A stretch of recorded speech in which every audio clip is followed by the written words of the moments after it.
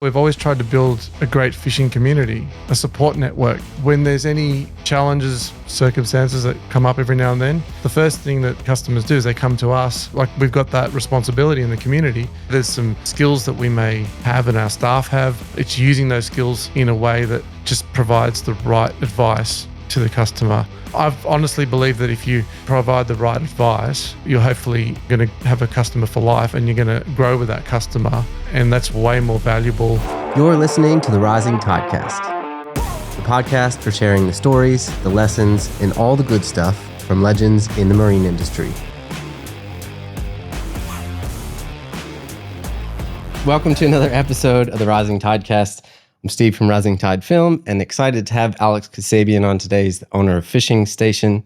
Welcome, Alex. Thanks for having me, mate. Yeah, very excited to have you. Fishing Station's definitely a staple for the Sydney's fishing community, and I think largely Australia as well. And the great thing that I love about you and what you guys do is everyone's always singing your praises about, how helpful you are and what a great person you are and the team that you have is, it's really awesome to hear. Plus you have a hidden talent. You can shred on the guitar, which many people, well, maybe some know about. I'm not there. We met each other through Short Marine. I've had the pleasure of fishing with you a few times on your Grady and on the Viking Callista. You have a great story. Take us back to the beginning. Like, where did you grow up and where was fishing in your life? I grew up in French's Forest and I could throw a stone from my old house with my family. So I've stayed local. And I guess I started off fishing with my grandfather. He was very passionate about fishing. So I learned a lot from the age of, say, 3. I fished with my grandfather. And my dad always supported as well. I don't think he likes fishing so much, but he was always there to support me to go fishing. What did you guys used to fish for? So my grandfather used to go out, just fish the local reefs. It was a lot of offshore fishing. So for snapper, like moong, flathead, basic fish. We used to catch some striped tuna and yellowfin around the heads.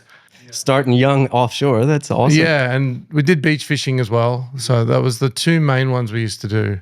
Having fishing in your life and with your family and, grandpa super into it, like my grandpa used to take me fishing like at the reservoir near us. And I love those times. I always look forward to them, even though we were catching little bluegills or something. Like, it was still really fun. What was it about fishing that you shared that passion with your grandpa about? Like, what do you think it was that connected you guys? Well, I used to spend a lot of time, because he lived next door to us, so I used to spend a lot of time at his house. And like even the preparation to go fishing, so tying knots, just hanging out and sleeping early at night, getting ready to get up early in the morning and go fishing. And I was always intrigued about like a fish eating a bait and then eventually like a fish eating a live bait and lures and how they would eat it. I was always intrigued on how their behaviors and all that. So that's where it started. Being a curious kid. Yeah. That's much. Also why you're really knowledgeable, right? It probably plays heavily into the depth of knowledge that you have and share with the people that come into Fishing Station, right? You just are always looking for the little things, right? How things work and different ways to catch fish. Absolutely. I mean, it sounds silly, but my grandmother used to knit a lot. So I used to get the thread and just tie knots and lots of knots. But that's the start of getting your dexterity in your fingers. Like from the customers that we see come into the shop, the ones that start later on in life, it's just harder for them to tie knots. And then you add in like eyesight going, it's difficult. Like when you're young, it's a lot easier to learn these little things. So if you're passionate about something, you generally learn faster. And if you learn faster at something, you just progress. What's your favorite knot? I guess the uni knot is like one of the most popular knots and used so often. So that'd be one that we use all the time. But yeah, connecting braid to mono, that's like an FG knot is probably the best one out there. Especially in the work that we do, there's a lot of knots that we need to have up our sleeves depending on the situation. Growing up with that kind of passion about learning and being involved in fishing, like how do you think that influenced who you are today? I think there's a lot of things that make you a driven person or learn the skills that you have when you're young, whether it's from playing sport. Like my first rugby league coach was very inspirational. He got me fit and motivated. So they were definitely very crucial points in how you progress. And then being in a band. You have to be very motivated and driven to be in a band. Just otherwise nothing happens. And traveling around different countries with a band, we learned a lot of customer service from that side of things. But I always kept fishing as my hobby and vowed that I would never work in the one thing that I was really passionate about. So that worked out well. Yeah. You said one thing in there, and I'd love to take a little tangent here, talking about your dexterity and how you can shred the guitar. How did the music part of things and being in the band, tell us like a little bit about that, because you're actually quite accomplished musician. Like it's not just like I'm in a band and people might think that. I was in a band for 20 years with 5 of I'll call them my brothers. So we are very passionate about writing our own music. So there's the creative element of writing your own music. And then, okay, so you write songs, you write an album, but then you've got to get that to the people. So you've got to market it. You got to hustle for that. You got to call all your friends. That's where you start. And then their friends bring their friends, hopefully, and then it grows. But it's a really tough industry. But some of the things that I learned along the way was like, there was a lot of things in retail that I learned by just literally going overseas and shopping in music stores, and the service that you get from like American stores is incredible. Or it used to be. It's changed, but it used to be incredible. And I've learned a lot of those things and brought them to our store. I guess the hardest thing in the music industry is that like you download the videos for free, you download the music for free. Everything you do, there's a lot of free elements in it. You have to have the passion. You have to have the passion. Otherwise, like the reason why I got into music is because I felt like by writing your own music, you could impact people in a positive way. And entertainment was a great thing. And I used to love doing that. It was very passionate for me. I still am very passionate about it. But the hard part is being able to provide for a family whilst doing it. It's kind of like the Olympics. If you're not getting every gold medal available, you've worked all your life for it, but you don't actually get recognized for it. But that's cool. That's not why you do it in the first place. But it's hard to support a family. Yeah. So tell me a bit more about your band, like the name and some of the accomplishments. I've seen music videos of you. They're amazing. Like the one that you showed me, covered in the oil one was nuts. Yeah. Yeah. Tell me what the name of the band is, and I guess how you guys kind of formed some of those accomplishments, and then what it looks like today. So Stone Parade is the name of the band. It was actually a street in Davidson. And when we were discussing names and throwing them around, our drummer at the time said Stone Parade. And I didn't actually know that it was the name of a street. But there was a saying that one of the managers that we knew used to say, don't let them throw stones at you. So for me, it was like a parade of stones fighting against the music industry, because there's a whole side of the music industry which has got nothing to do with all your supporters and the music. And so you've got to convince the industry just as much as the public. It's a hard one, but that's how we got the name. I guess we started when I was about 16. I met our singer at the time, and we used to start playing local community shows and all that. And then other members of the band were at our school. So we went through a few drummers in the the drummer, the problem child of the band. Generally? Yeah. So that took a little while, but we had 2 main drummers for most of the time. And our last drummer, who's our current guy, Billy, he's been with us for it was at least 10 years plus. Yeah, wow. So awesome. Yeah, you are a family, and it's really hard to have 5 guys all doing the same thing at the same time and all passionate. Right. Especially, as you're growing the family and interested in different things. Fishing as a hobby, I guess, with so many things that you're interested in, when did fishing turn from a hobby into what you said it would never be? What was the inspiration to say, we need to start Fishing Station? So there was a point in time when the band was sort of like slowing down with the amount of shows. What happened was each of the band members were starting to progress in their careers, which was purely to support the band. So 2 of the boys were graphic designers, Kev and Mark. They started their graphic design business, and I had a bookkeeping business, again, purely to support the band. But everyone was getting better at their jobs, and the demands were getting there. So the boys in the graphic design side of things, they were getting busier and busier. and like our singer, he started a covers band and a booking agency for weddings and functions. And the drummer as well, he was working in construction, his father's business, and then also he was doing wedding bands and all that, gigs and all that. So all these things were dragging us slowly away. So eventually I had to do something, and this opportunity came up. It was unusually came up because basically my father had a service station, and the CEO of 7-Eleven wanted to meet on site to talk about it, like a telegraph pole. So we turned up at the site, and there was a car wash section that was run down, like broken, and they were not using it. And I made a joke. I said, that'd make a great fishing tackle store. And the CEO said, well, if you want to put something forward, present it to us. So I had to think about it. Were you shocked when he said that? Like, were you like, oh, wait a minute? Yeah, I was like, I couldn't believe that they would even consider it. But I presented it to them and I said, look, we're going to, like, fishing tackle will support, won't get in the way of 7-Eleven, but it'll support it. It'll bring a lot of boats in and a lot of fuel and food and drinks. And I promised them that I wouldn't bring any conflicting products to them. And what I did was I presented a lease to them where I would rent off them this section of the site, and I put it in line with their lease with my father. So it was like a 30-year lease. Wow.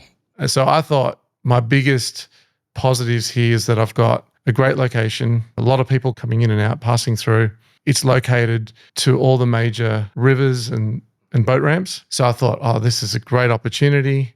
And I also was at a relative's fishing tackle store and heard one of the reps say that there was a trade show coming up.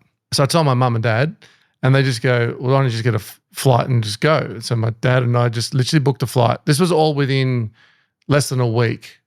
Wow. Of this whole idea coming up. Was this just an idea? It was just an idea. There was no plan. It was like literally a few days in the making, and we took a flight to Gold Coast, used my dad's business name to get in to the trade show. Because you as have an exhibitor or something? Yeah. As a bias. But I didn't know anyone there other than two people. One was a school friend of mine who's the rep for Daiwa. Awesome. And another guy who was a rep for another company who I didn't know, but I saw him in the store, and that's it. That's awesome. And those two guys both said, don't do it. The advice was from my mate Peter was don't do it. And the other guy said, we're not opening any accounts. Oh, okay. Straight up. Hit the wall. Yeah, hit the wall straight away. But there was a couple of people that said, oh, we'll come and see the site. Why did they want to see the site? Like, was there something that they had to say, like they had to approve, like, oh, this is actually a business, or what was the point of that? So the first person that came to see us was Chris Firkin from Black Magic. He was intrigued with the idea, and he turned up, and he would come and visit the site for the 15 months it took. Every time he came to Australia, he would come and visit, and he would just see the progress, and he was always positive towards us. Other suppliers like Shimano and Rapala wanted to keep an eye on what was going on. But ultimately, when we opened the store and built it, there were some suppliers that would supply us and some that said no. Why do you think they said no? There was two particular ones that said no, which was Shimano and Rapala. They said no purely because fish out of water were close by. And so they just didn't want to upset the owner at the time. So, yeah, things have changed since then, but that's where it started. But I had Pure Fishing, which has like Penn and Ugly Stick and Berkeley products. And I had Daiwa. Whilst Pete was totally like, don't do this, he was totally supporting us. So it was it's good to have Daiwa behind us. And those two main accounts helped us start. So you finally move in. You said 15 months of construction. Yeah. What were those early days like?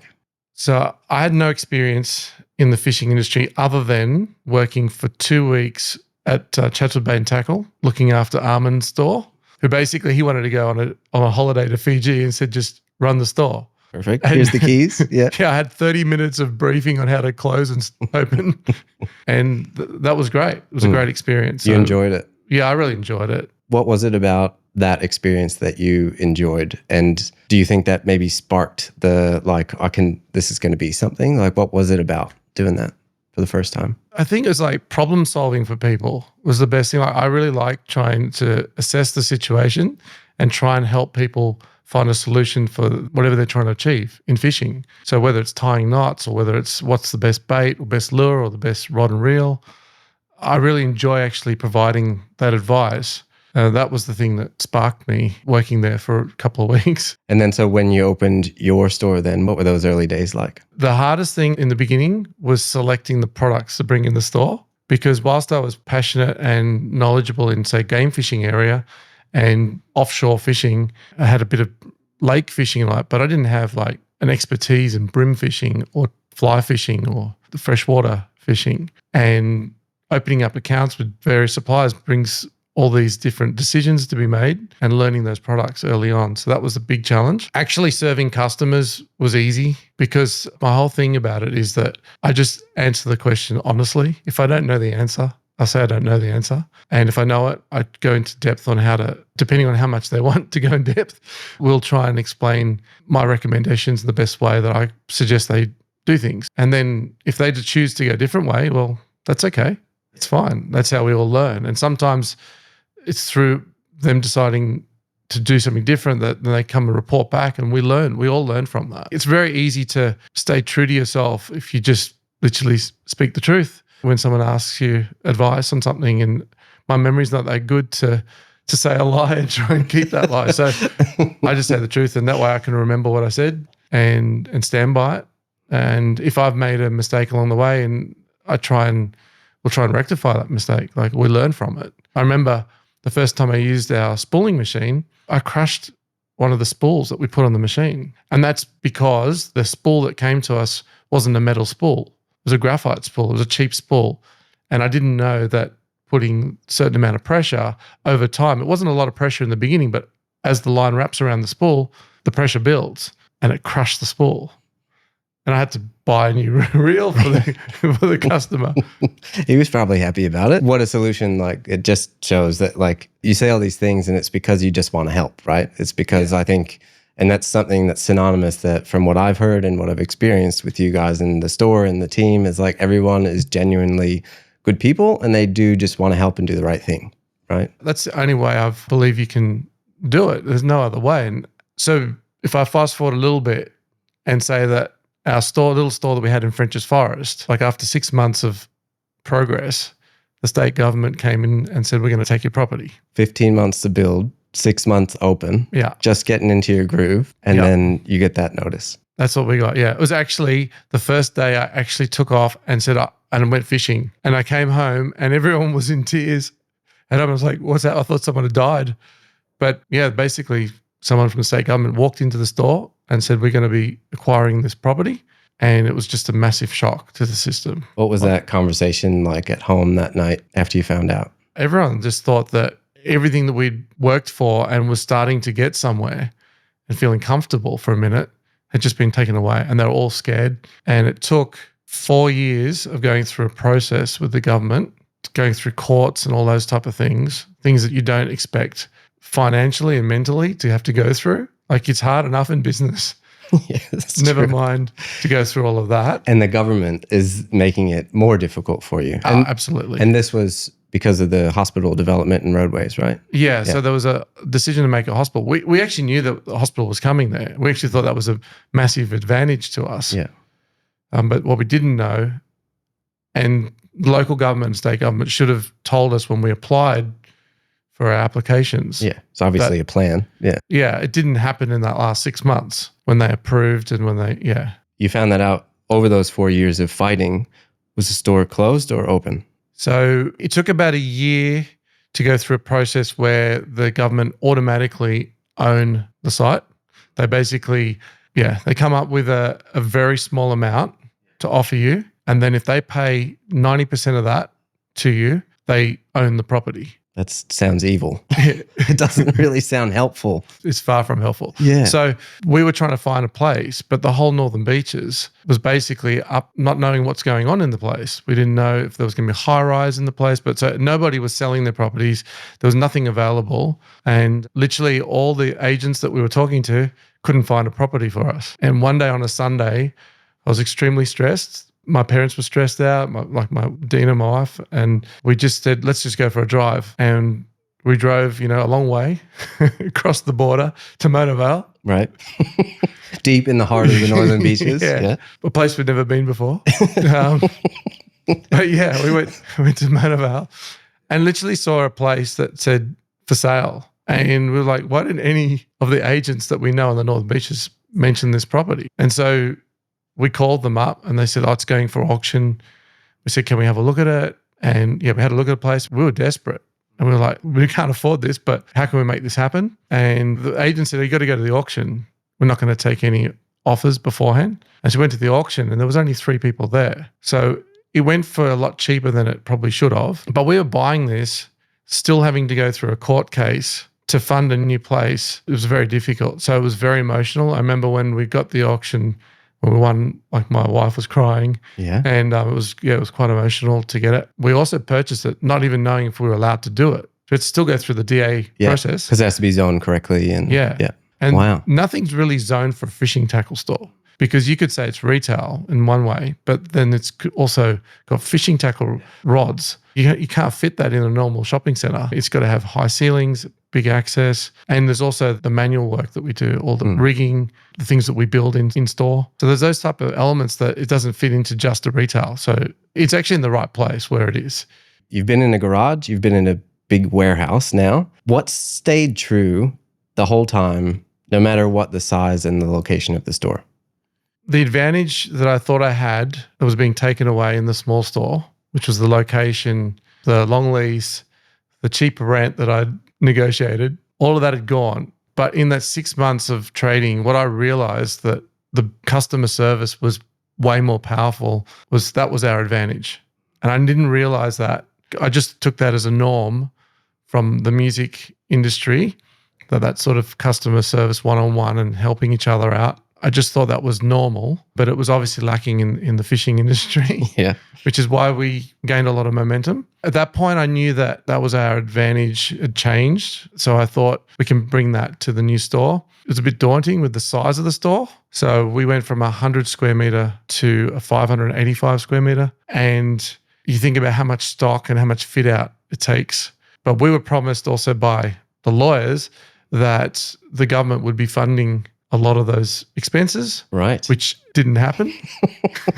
Empty promises. That's not a good empty promise to lead with, or to bank on that. How did you make that work? There was actually something else that happened. Yeah. In between the move from French's Forest to Mona Vale, with the court cases going on, we also got robbed. So not great. Yeah. Pretty bad too. Really?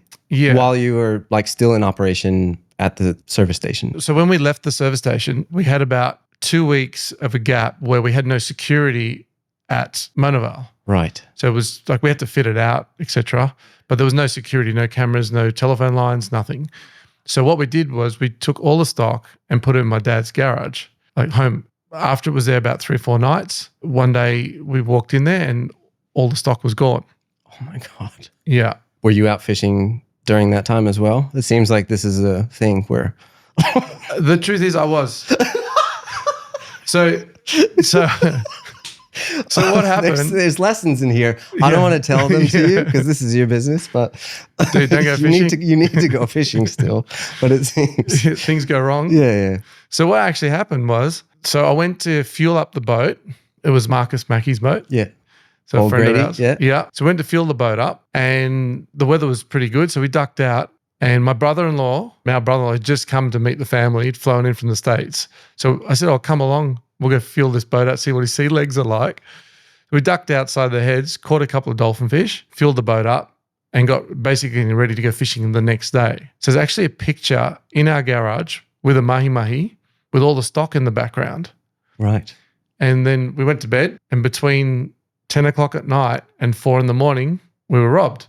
Jeez. So when I woke up, I went down into the garage. It just looked really neat in there, but I didn't realize what had happened. So I went to the local bakery, went to pay, and I had no money in my wallet because I had my wallet was actually in my ute. And the guy next to me goes, you look like you've been robbed. And I said, I think I have been robbed, right? Not knowing that we had over $100,000 worth of stock stolen. Oh wow. Yeah. So the whole time when I went fishing, I was like, there's something was not right. But when I came back, I was like, I asked my parents, did they move any of the stock Yeah. or anything? And they said no. And I said, something's gone wrong here. Wow. So it was over half of our stock Yep. was stolen. Did the police look into it? Was it a planned thing? So someone, It was some planned evil attack, out there. So what happened was that they took all the fishing reels and all the fishing lures. Right. So it was all boxed and stock taked when we packed up. We went through that process of ticking and stock taking everything, boxing it up, writing on every box what it was. And yeah, it was just stolen. And so when we had to put a police report, it was very easy because we had done a stock take. So we had to restock take what we had left, and we gave that report. And some 3 months later, when we'd opened the new store, a fishing rod turned up that a friend of mine had brought in and said, "Oh, is this rigged right for tuna?" And I looked at it and I'm like, "Yeah, I rigged that. That's my rod and reel." What? So and one of the ones that was stolen? Yeah, one of the ones that was stolen. So I was like, one of my personal rods and reels. Oh, wow. And it was a one-of-a-kind custom-built rod. Right. So I said, "Where'd you get this from?" Yeah. And he mentioned the name, and that ended up being our first ever customer. Really? Yeah. And I got a picture with him as our first ever customer. So we don't know the full story, but they recovered like about 5 or 10 grand worth of the product back. Okay. The police. So he was just sitting on it the whole, trying to sell it. He sold a lot of it. Yeah. Did insurance help you out with any of that? Because it was in the garage? And so this was the issue. Basically, if it had been robbed at French's Forest or at Monavale, we would have been covered. But because it was at our private house, it was like a transit insurance, which is like 10 or 15 grand out of the 100 and something grand. Jesus. Yeah. So, yeah. That would have been deflating. It was like when we were already down, lost our property, lost the business, moving into a new place with very little money left and going through a court case, we got robbed severely. Every punch was being thrown at us. Why do you keep going? Yeah. Like, I mean, seriously though, because I feel like in life, when you love something so much and you feel like it's the right thing and, you know, you get these bad luck things happening to you and you keep going, there's a reason for that. Look, the thought of quitting or closing never actually really came into mind, to be honest. Like, I think that's largely because of the music industry. You've already been beaten up. Yeah, it beats you up. So I think that's where that came about. But I never really thought it was just like one step at a time. Like, what do I have to do next? And we just worked. And I've got a very supportive family. Like my mum, my dad, my wife, like we're very driven and supporting. So it was just like, no matter what, we just kept moving forward. And slowly we got approvals to open the store and started building it and like fit it out. And just, one customer at a time. And like there was no grand opening because there was literally no money to do any of that. We literally just opened the roller door. Yeah. And some people started to look in to see what was going on in there. I think that ties in largely to where you're at today and the community you've built. It's a strong community. It's a strong brand that you've built. And I think both on the recreational and commercial side of the industry. What do you think is the special sauce that led to your success and community growth in Fishing Station? I have a bit of a bookkeeping background and my wife's a chartered accountant. But I can tell you this, I've never said to one of my staff, sell one product over another product because of money. It's never, ever comes into our mind. That's not what it's about. It's about, we recommend a product based on the circumstances that we think is the best, the right fit for that customer. I honestly believe that's the main reason. Yeah, there's some skills that we may have and our staff have that are definitely beyond my skills. So all of those skills are fantastic, but it's using those skills in a way that just provides the right advice to the customer. We're not trying to sell something. I've honestly believed that if you provide the right advice, you're hopefully going to have a customer for life and you're going to grow with that customer and provide their needs along the way. And that's way more valuable than a quick sale. Yeah, absolutely. And your experience, starting, that is a massive advantage. Oh, thousands and thousands of hook sharpenings, sharpening hook after hook after hook. Hooks and knots. Hooks and knots. That's personally probably doing a lot of that. I think I've ruined so many hooks. Not in the shop, but like prior to opening the shop. Yeah. Yeah. And it's attention to detail.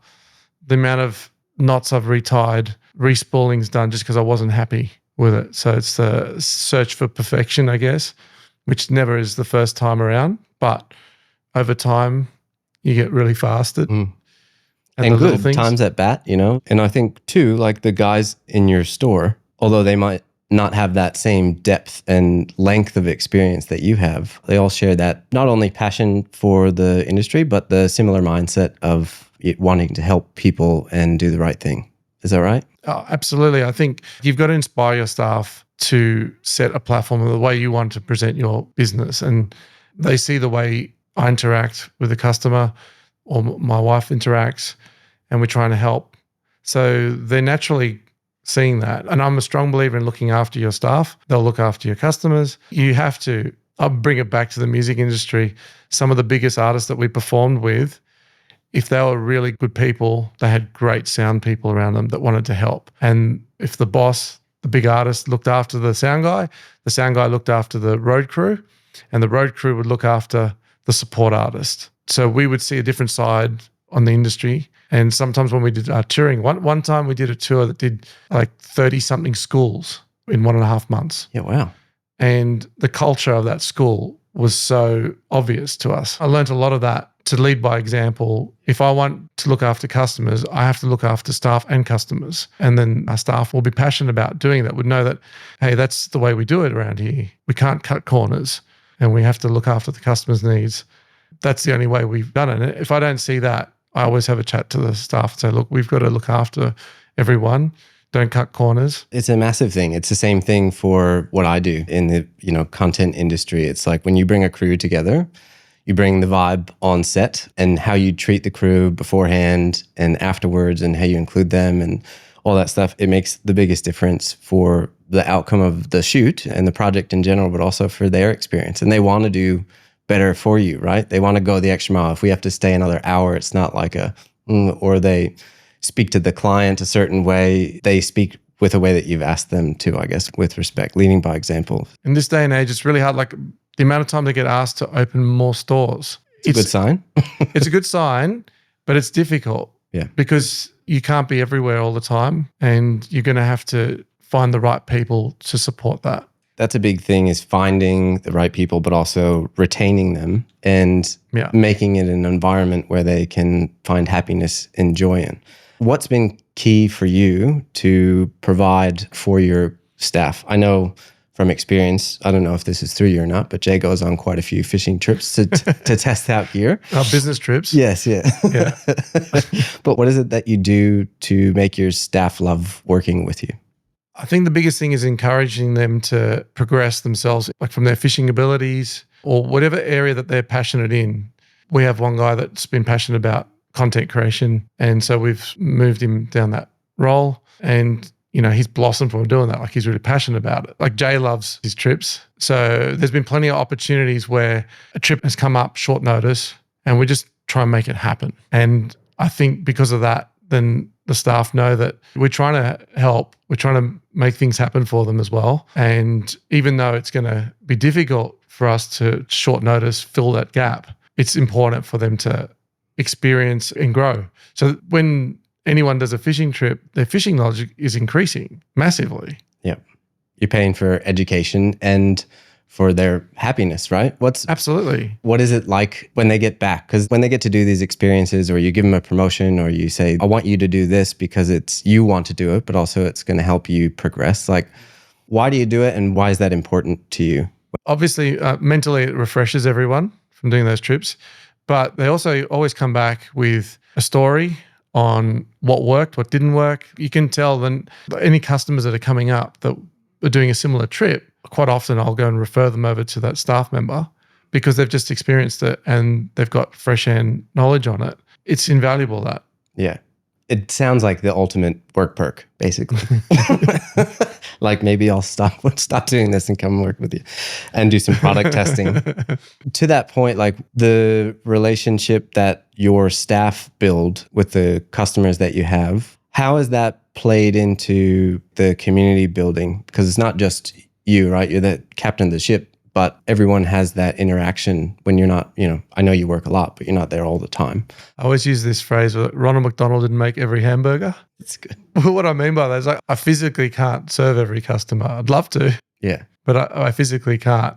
So I have to trust my staff, and I listen in, especially when they're starting out. I always try and listen in and try and provide any advice afterwards on how they could do things a little different or what they did great, and try and progress that way. Yeah. That's an important quality, I think, to be open to hearing that, which is probably something you would look for, I guess, in the hiring process and finding the right people. How do you find your staff? Is that more like through recommendations and referrals? Because, you know, the fishing community is big, but I don't know how that works for you. I think because of the culture that we've built, it sort of attracts certain staff to the culture. I know that if I have a staff member that's not pulling their weight, it's actually the other staff members that really make me have to do something about it. Because if it doesn't fit in at a certain standard that we have, it just doesn't work. Yeah, if someone's not positive in the environment, it's really difficult. Yeah. The bad apple. Yeah, it's hard. Bunch, like we try and not let anything get to that stage, but if that ever happens, like it's a good thing, because I think if we had a poor work environment, it'd be the other way around. You'd have one person trying to do something good and everyone else keeping that person down. So we have it the other way around. I'm happy with that. Yeah, that's a great way to be. Something to strive for, I think. Yeah. If you're not passionate about what you do, I don't think you should do it. Like, it's pretty hard industry to do it without being passionate about it. Yeah. The ups and downs, you have to be made of something special and enjoy it and find what you enjoy in the industry and what you're doing in it. You mentioned the desire for everyone requesting that you open more stores, which I think is awesome, like a telltale sign of we're doing the right thing. So you've started an e-commerce section. Why did you do that? And what's that been like for you as far as the running of the business and what your ultimate goal is? It's a complicated thing online, but I try and get my online team, I should say, to create the similar environment to what we do in the store. We try and provide the right information. We try and respond to everybody less than 12 hours, sort of thing, like straight away. And we definitely get our packages out the same day or the next day, depending on the time of the day that we get that sale. And when there's a problem, we meet it head on and we try and solve that problem, because things happen. You know, occasionally we have a 2-step process on packing products from orders, and you'll still get two staff members tick the right product has been, sent, and it goes to the wrong person, etc. Right. Mistakes happen, but mistakes happen. Owning it's the important part. Yeah, you've got to own it and get straight onto it. That would be challenging because you'd have less control of everything that's happening and more things at play, I guess, trying to do both online and in person. The important thing I will say is that you've got to have a really good relationship with your suppliers to be able to solve a lot of the problems that you face both online and in store. So if you've got a good relationship with them, they're willing to help you out. The amount of times things happen that are out of our control, a rod snaps, it could be a customer just not using it correctly, could be a faulty product, whatever the reason is, but we've got to try and help that customer get out of a situation. They might have bought their dream fishing rod and already be on holidays and it snapped on the way there, and we've got to figure something out the best we can. Sometimes it's a wholesaler like sending it directly to them. Sometimes it's us providing an alternative solution. Not every problem we can solve immediately, but we try. It's a great mindset to have. Yeah. Thinking back about your journey with Fishing Station so far, is there something unexpected that you've learned or experienced that has kind of changed your outlook or how you do business or how you live your life? I think one of the big impacts we had was like during COVID. Like literally COVID changed perspective on work-life balance. So along this journey, we've had so many things that were totally unexpected, whether it's moving locations, whether it's the being robbed significantly. And then COVID was the next thing that came up, which was totally unexpected. Well, that's your bad thing in 3. So I think you're good now. Good for a while. Yeah. And that's all in 10, 11 years. It's not a lot of time to have experienced all these things. Yeah. So it's just like COVID, one thing it taught us was that we need to strip it back a little bit, our time, so that we can still have a family balanced life.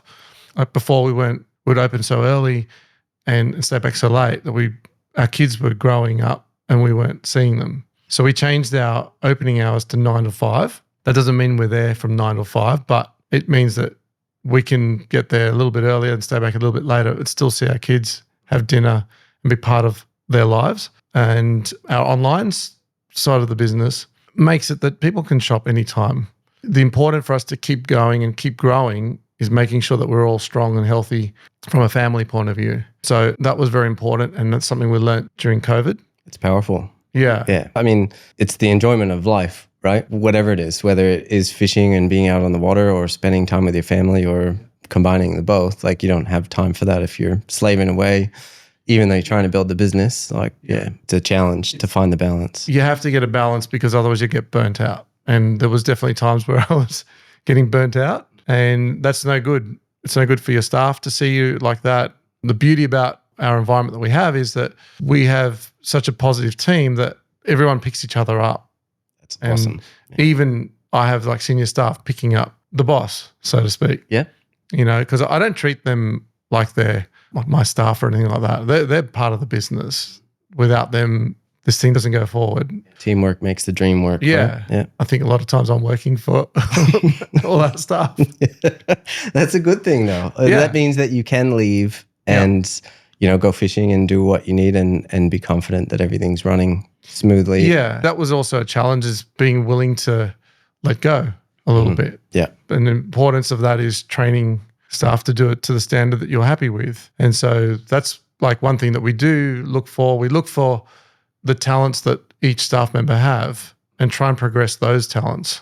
I think it's very important because there are skills in fishing that certain people will never be able to pick up.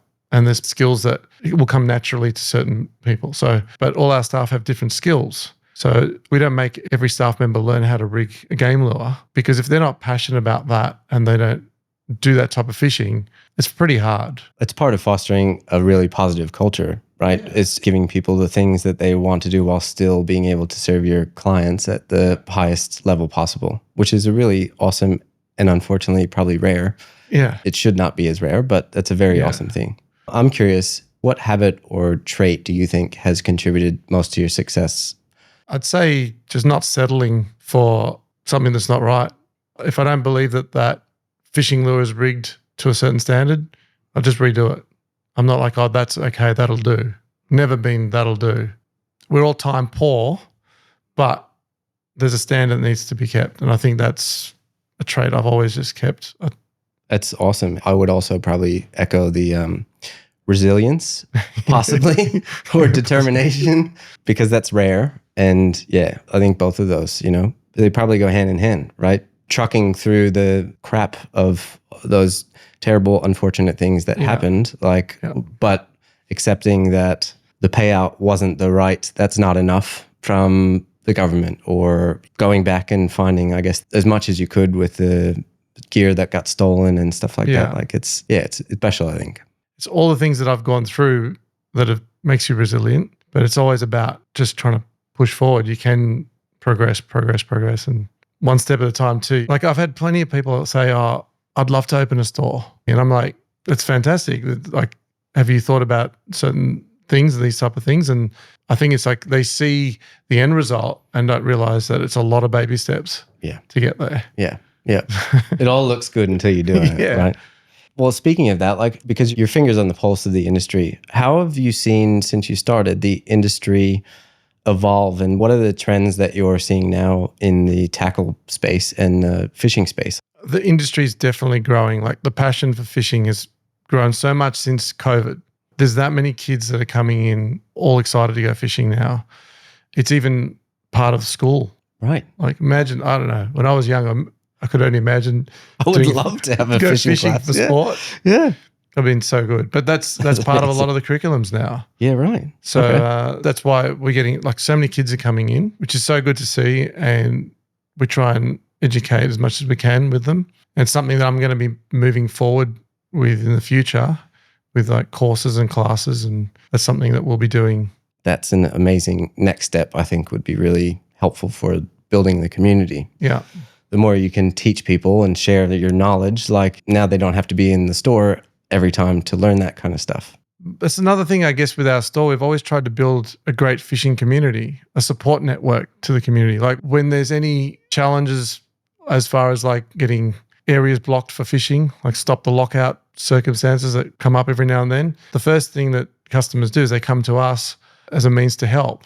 We've got that responsibility in the community to be part of it and support the community when times are tough. I think that's part of being a leader in the community, is looking out for, your customers like you do in the store, but also those bigger initiatives. Like look at just in the States, what Viking has just done with the speed restrictions they have over there. That's just got knocked down because they were largely seen as, the leader in the industry. They went to bat for not only their brand, but the industry in general. And you're doing a similar thing here, which it's awesome. I love that.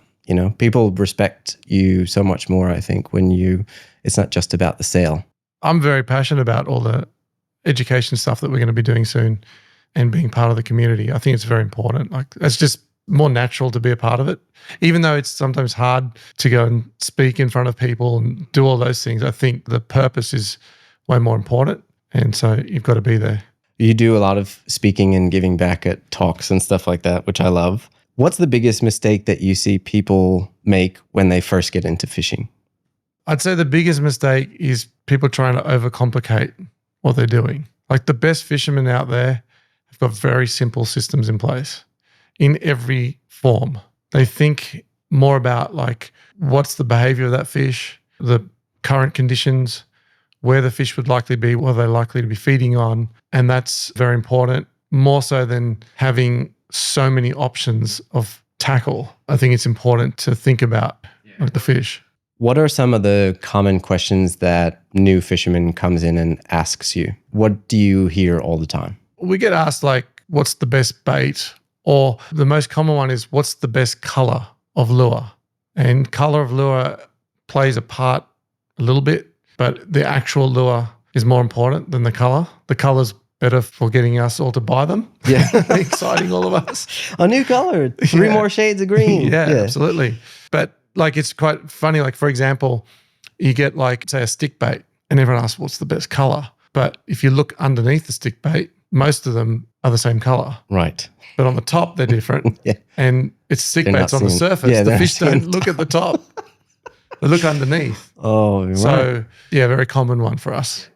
How about seasoned fishermen and anglers? Like, what's a common question that you always get or request from them? Seasoned fishermen are always asking us very, like, the little things, like what hook size we're using, what knots we're using, what leader we're using, how we're connecting certain lines together. They've generally got an understanding. They've say they're in game fishing, they've caught some marlin, but they want to catch more. Everyone wants more. Always more. Yeah.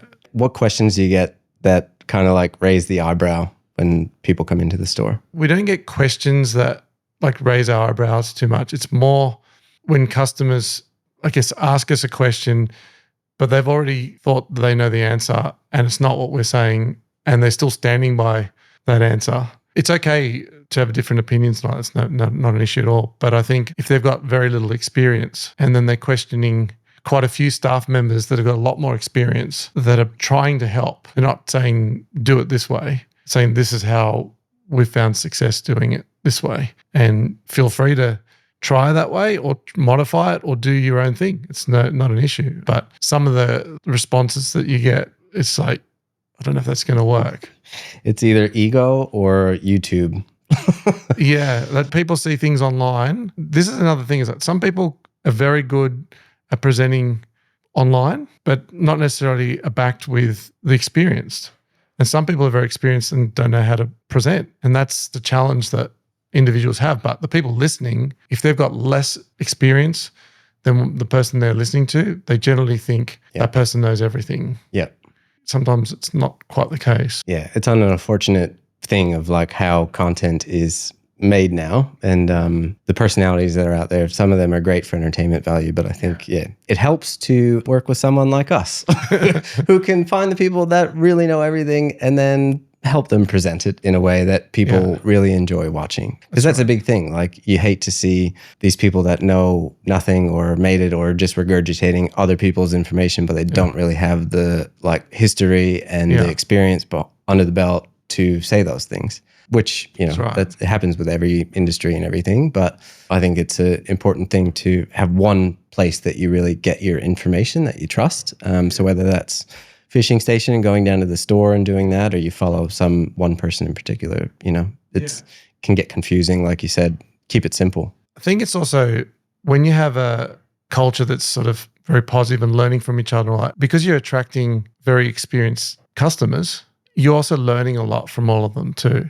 So it's an opportunity that I've been able to have by doing what we do, is to fish with some of the best fishermen in the country. And that only means you learn more. And if you're the type of person that wants to learn and keep progressing, I'll say this, there was one of the best deckhands in this country, a Cairns deckhand. He's an older guy.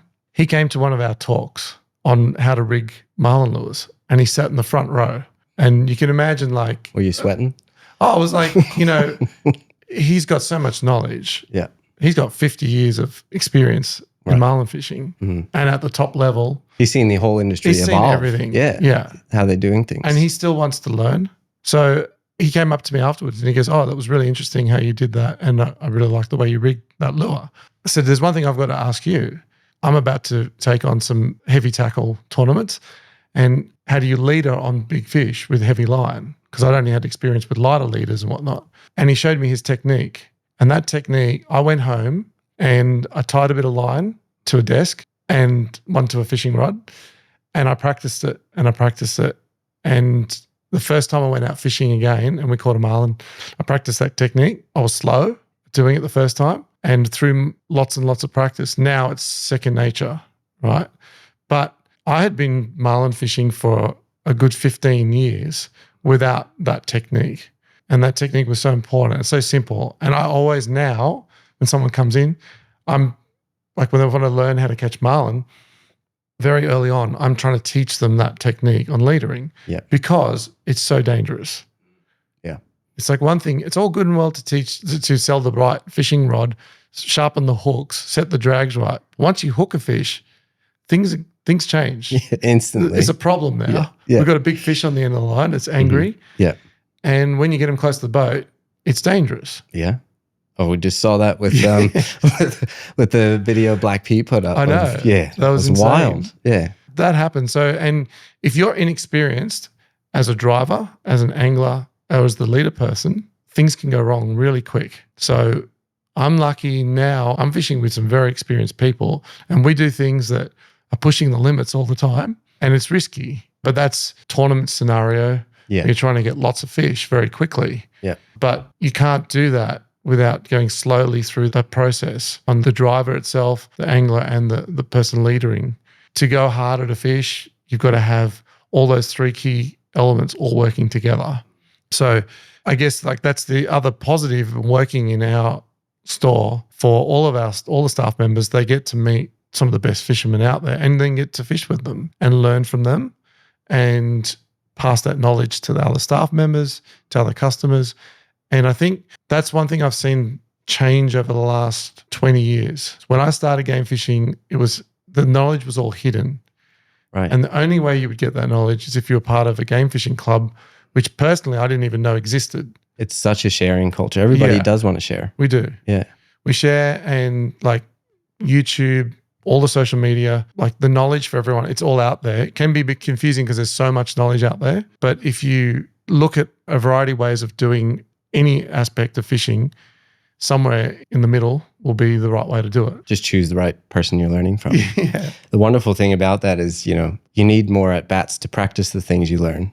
Yeah. And it's a fantastic thing to be able to say, well, I'm just practicing, I'm going out fishing, and you want to go do it more to get better at it, right? So every time you're out, you're being out, getting better at leadering or driving or being the angler, like how you every aspect. Rigging a bait is just, there's a whole bunch of different ways to do that. I watch the guys on Deploy do that, and man, like well-oiled machine, they do it so fast and just in sync with each other and stuff. But you look at the intricacies. I will eventually put a video out of film Riley talking me through how he puts a swim bait together with the sinkers and how precise you have to be with the needle and the holes and the way he does it, and then making sure it swims correctly and how that, like, there's so much to it that, like, it can be intimidating, but he's not really old, but he's been doing it so much and practicing, and they're great at it. Like, it's amazing. Yeah, it makes a big difference in the fish you catch, right? Absolutely. That's a lot of work goes involved in stitching the baits up in Queensland. Yeah, that's wild. So you've recently purchased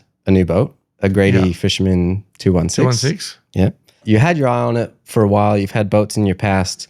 You even told me that you built your house specifying that it would fit in the driveway. So it would just be the maximum size you could put in your driveway, which I think is dedication to the craft for sure. Yeah. What drew you to that boat, or Grady in particular, and why did you finally get it?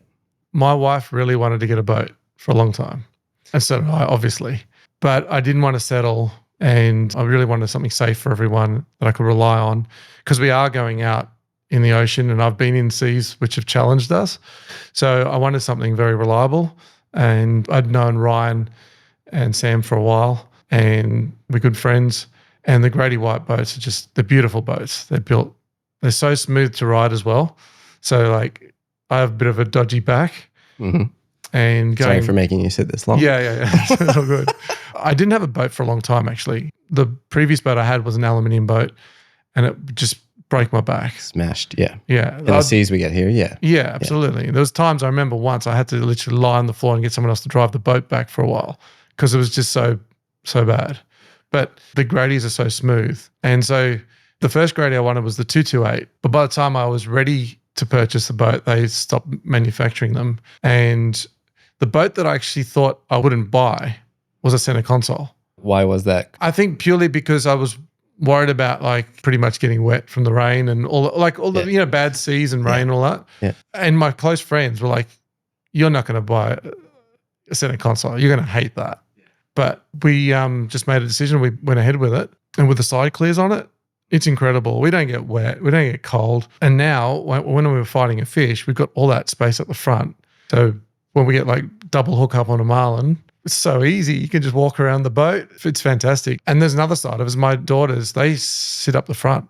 They never come to the back of the boat. And so I don't think I could even contemplate changing to a different style of boat. I think the center consoles, I've been really enjoying it. So I don't think I'd change that.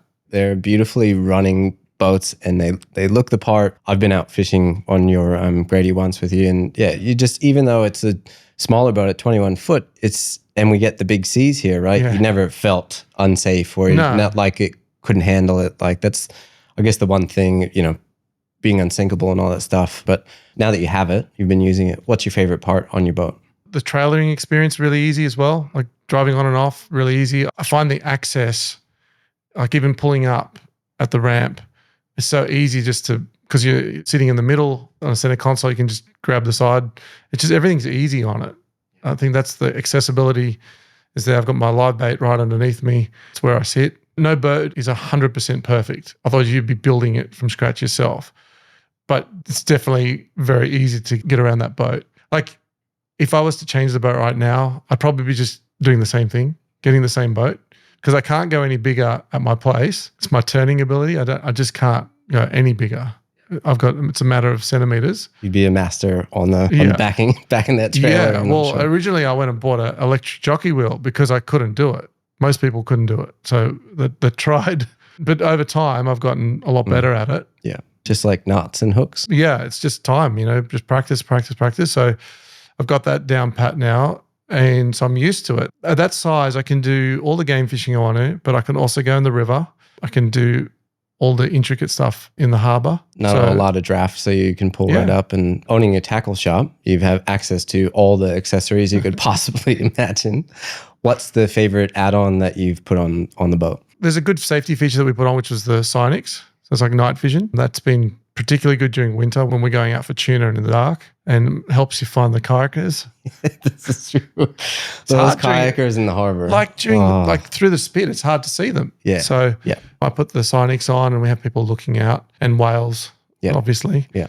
So the Sinex has been very handy. We're running some Simrads, 12-inch screens there. They've been very easy to use. I got Short Marine to put a fairing block in. Yep. Which is like cutting a big hole in the bottom for the sounders. That was actually worth it. Totally. Yeah, right. Makes a big difference.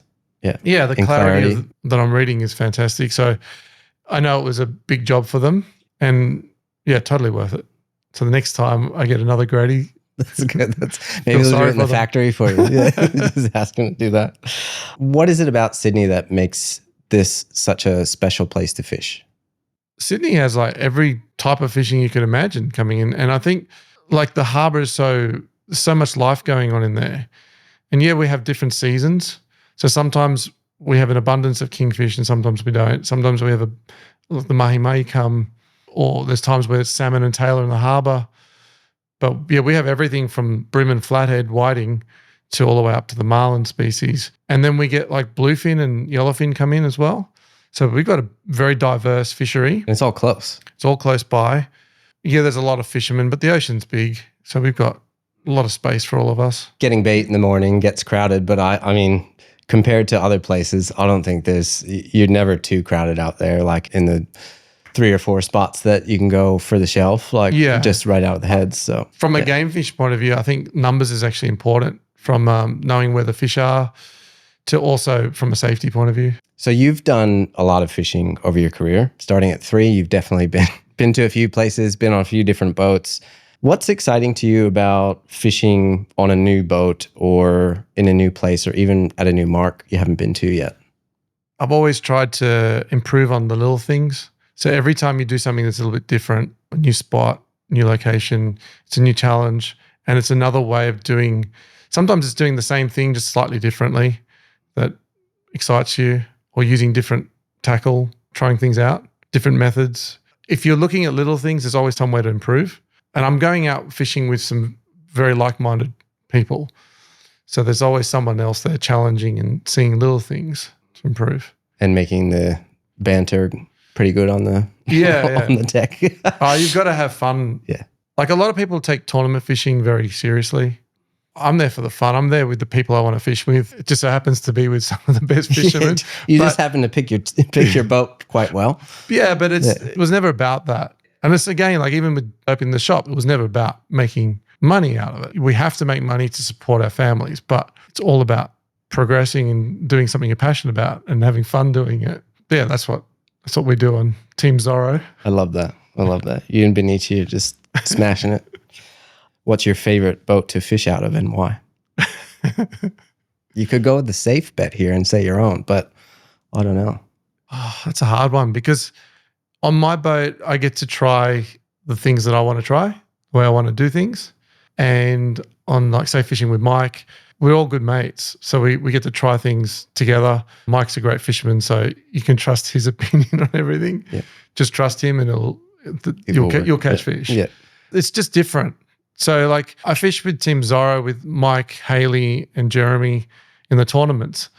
And that's just, we all love fishing together. We're just good friends. That's why we keep doing it, because tournament fishing is not easy. The bad weather, the tough tournaments, like why do you just keep doing it every time? Like you could easily just say, well, we'll just go fishing when the fishing's great. When the weather's good and the fishing's hot, that's when we go fishing. But we do the tournaments because it brings us together. You know, we're a good fun team. Yeah. More at bats. Yeah.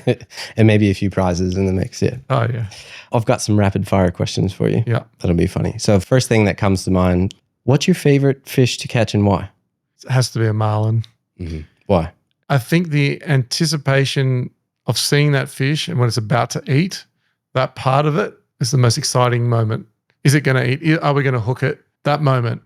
Certain fish challenge you more than others, and those ones are they're playing hard to get. Yeah. Yeah. What's your favorite boat snack? Probably hummus with carrots. Ooh, healthy. Yeah. I like it. Yeah. Yeah. No meat pies for you. No, not at the moment. Don't need them at the moment. No. What's your favorite item in the store that you sell? Leadering gloves. Yeah, right. Okay. The Black Pete ones? They're strong. They'll do the job. Yeah. What's a business item in the store that you couldn't live without? Oh, the line spooling machine. Mm. What's your favorite fish to eat and how do you prepare it? I know you don't like tuna. Is that right? I don't really like eating fish. That's right. In summary, I've been maybe known to have the ute with some fresh bluefin in the back, drive through McDonald's and order a fillet of fish burger and never eat the bluefin. I'm not even going to ask why. I feel like that's a deep rabbit hole we're going to go down. That's amazing. The fillet of fish. Yeah. Forget it. Well, you make other people happy. We'll just say that you save it for the others. Yeah. That's awesome.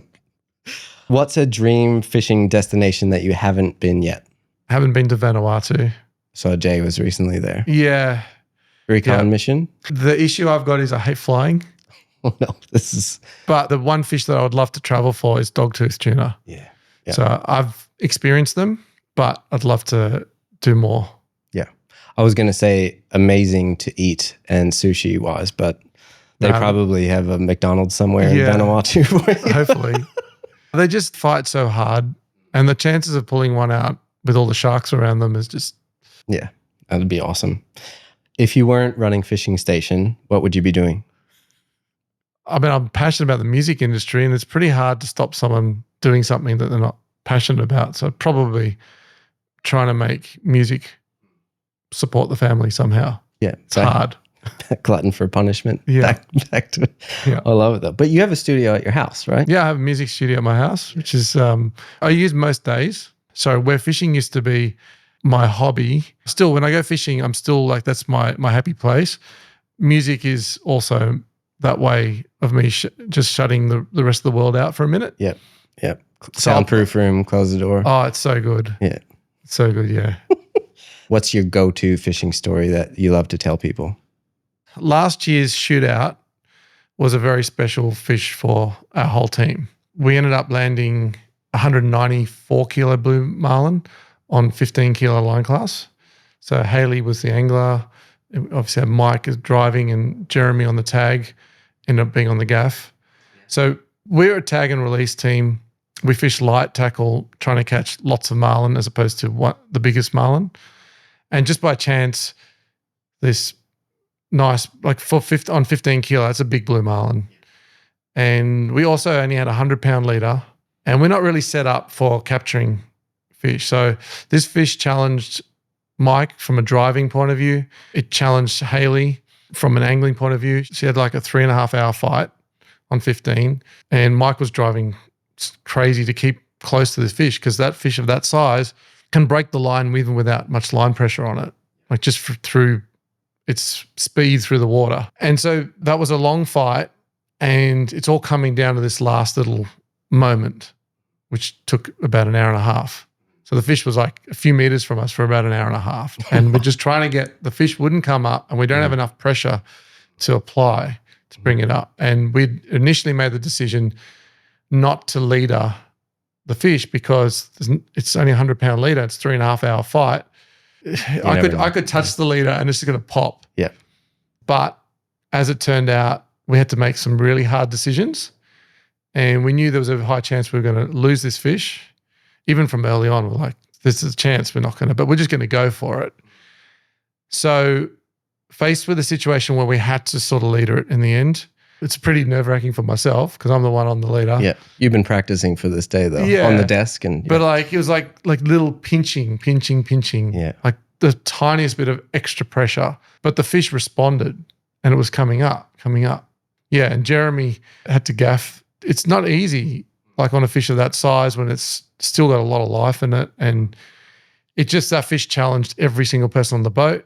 And we still didn't know quite the size of it because we don't really kill fish very often. We don't kill marlin very often. We don't weigh them too often. We caught the fish, we measured it, and we're thinking it's close. And as we're driving in, somebody radioed in that they'd caught one at 176 kilos, around that amount. And we're now starting to second guess ourselves. Yeah.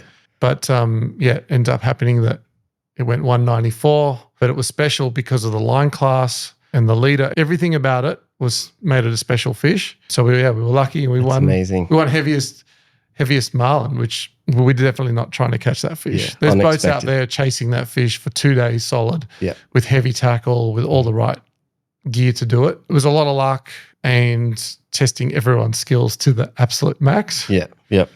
What's something you took away from that whole experience? Well, there's so many unexpected things that happen in fishing, and sometimes you're faced with a challenge and you just got to keep being patient and go for it. And there was a lot of people cheering us on because they all knew that the circumstances was so special. So it was a great achievement for everyone. And I mean, those things you can't really plan those scenarios, but that's what made that win actually so important. I mean, even if we didn't win the 50 grand or the prize, that catching that fish was a special special fish. Definitely would have been a few smiles holding the big check. That's awesome. And then I think probably, you know, just that support of the community. Everyone's stoked for you that you went, you know, been to a few tournaments and, you know, giving out the prizes and announcing everything. It's just a really cool experience to be a part of. Yeah, I think the guys that do the tournaments every year, they know who goes each year, tries their best and really works hard for it. So everyone's supportive of someone that's, you know, passionate and works hard and gets those achievements, which I think early on it was hard, like, because you got to get accepted into the game fishing community. Mm-hmm. And then you kind of knew, you're new to it. So, you know, you don't have your kind of crew and the support network, like, even though you're part of it. It's like, how do they do that? How do they catch that many fish? Like, did they actually catch that many fish? That's where cameras come into play. Exactly. But when you're on Team Zorro and you do it every tournament, it's well, it's a time bar, right? Like, because even Mike fishing tournaments, there's only, I don't know, maybe I'm guessing probably 6-7 years now. It's not that long compared to some boats that have been over 20 years in it. But the people that knew him before fishing tournaments would know that he's one hell of a fisherman. He's a machine. Yeah. He's a machine. It's the little things, right? Like you said. Yeah. Yeah. Yeah. There's so many people go, oh, you're not telling us something, or there's something. I'm like, no. Like, I fish on the boat with him, but it's his mind and his processing of reacting to this situation. It's the little things that he's done. Just even last week, we got a blue marlin and we caught it live baiting off Sydney and there was no bait. So most people go, why are you live baiting off Sydney? Yeah. Well, we'd marked a couple of fish in the area. There was no bait, but we saw another boat hook one, and why not? Try something different. Like, we weren't raising them doing other techniques. So we tried live baiting, and then the next fish that we marked, we caught. One to him, yeah. So, and it was a blue marlin. Yeah. Inside the shelf, where most people don't go chasing them. But we've found just as many blue marlin in 80 fathoms as we have further out. Right. So. Yeah. Well, I guess it largely depends on how you're making those decisions and what you're looking at, the charts, the intel. Yeah. Like, I've called you multiple times, like just recently. Unfortunately, it didn't work out what I had to shoot. And I said, I need to go catch a kingfish or a mahi. Yeah. But, you know, it's leaning on that, I think, the network and also what you have access to. We get a lot of intel from other customers that are catching fish. If you could only share one lesson that you've learned from fishing, what would it be? You've got to be patient in fishing.